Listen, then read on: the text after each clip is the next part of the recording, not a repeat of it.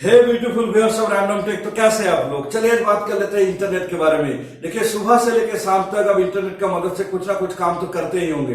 तो अगर इंटरनेट इतना जरूरी है तो इसके बारे में बात करना भी जरूरी है। तो चलिए वीडियो में आगे बढ़ते हैं, लेकिन आगे बढ़ने से पहले अगर अब इस चैनल पर नए हो तो सब्सक्राइब करना बिल्कुल नहीं भूलिएगा और साथ ही साथ बगल वाला घंटी बटन को इतना जोर से बजाइए कि जब भी रैंडम टेक की तरफ से कोई भी नया वीडियो आए तो आपका फोन का नोटिफिकेशन सबसे पहले आ जाए।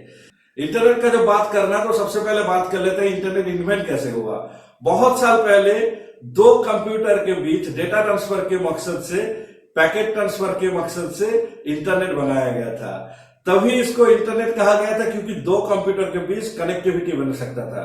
लेकिन धीरे धीरे धीरे धीरे इंटरनेट बढ़ता गया और पहले तो सिर्फ वायर्ड कनेक्शन मिलता था, अभी तो वायर्ड छोड़ के वायरलेस, और उसके बाद आ गया आपका 1G 2G 3G 4G, खैर अभी 5G का बात भी हो रहा है।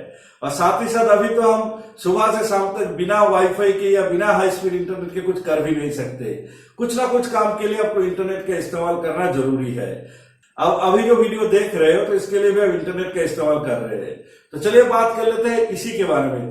जैसे देखिए, हम लोगों का जो कॉमन आइडिया होता है कि इंटरनेट होता है वायरलेस। हम अपना फोन का डेटा ऑन किए और हमको इंटरनेट मिल गया। देखिए, बात कुछ ऐसा नहीं है।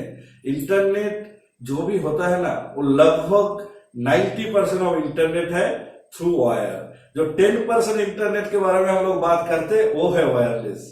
अभी आप पूछेंगे कैसे? जैसे देखिए, वायरलेस जो इंटरनेट होता है उसका रेंज बहुत कम होता है। उसका रेंज कई किलोमीटर तक होता है, लेकिन उससे ज्यादा नहीं। अभी आपको इंडिया से यूएस तक एक डेटा भेजना है, यूएस के किसी सर्वर को आपको एक्सेस करना है, तो आप कैसे वायरलेसली उसको एक्सेस कर पाएंगे? नहीं कर पाएंगे।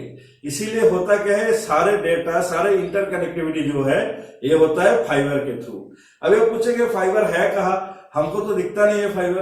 देखिए, फाइबर जो है ना सर, ये सारे फाइबर समुद्र के नीचे से है। समुद्र के नीचे से बहुत सारा फाइबर है, हजारों फाइबर है जो एक देश के साथ दूसरे देश को, एक कॉन्टिनेंट के साथ दूसरे कॉन्टिनेंट को जोड़ता है। तो जब हम इंडिया में बैठ के किसी यूएस वाला यूनिवर्सिटी में अप्लाई करते हैं अपना एडमिशन के लिए, तब इंडिया से ना आपका जो डेटा है वो डेटा उसी फाइबर के थ्रू यूएस जाता है। यूएस का सर्वर से आपको रिप्लाई मिलता है। तो ऐसे होता है पूरा हिसाब किताब। तो अभी आप पूछेंगे हमको इससे मतलब क्या? हम तो बस अपना डेटा पैक रिचार्ज करवा लिए और यूट्यूब देखते रहे। देखिए, आपका जो आईएसपी होता है ना, वो एक बहुत ही छोटा सा हिस्सा है ये बड़ा सा इंटरनेट का। आपका आईएसपी जब किसी भी डेटा प्रोसेस करता है, ये डेटा अगर इंडिया के अंदर है तो एक आईएसपी से दूसरा आईएसपी तक चला जाएगा। ऐसे जाते जाते आपका डेटा प्रोसेस होकर इंडिया वाला सर्वर से आ जाएगा।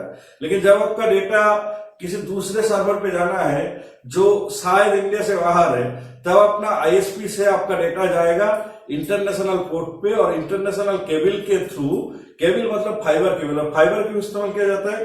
क्योंकि फाइबर का जो एफिशिएंसी है वो बहुत ही हाई है और बहुत लॉन्ग रेंज में इसका डेटा लॉस ऑलमोस्ट जीरो है। इसीलिए फाइबर का इस्तेमाल किया जाता है समुद्र का नीचे से बहुत सारा डेटा एक साथ ट्रांसफर करने के लिए। अभी आप शायद पूछेंगे कि अगर फाइबर कट गया तो क्या होगा?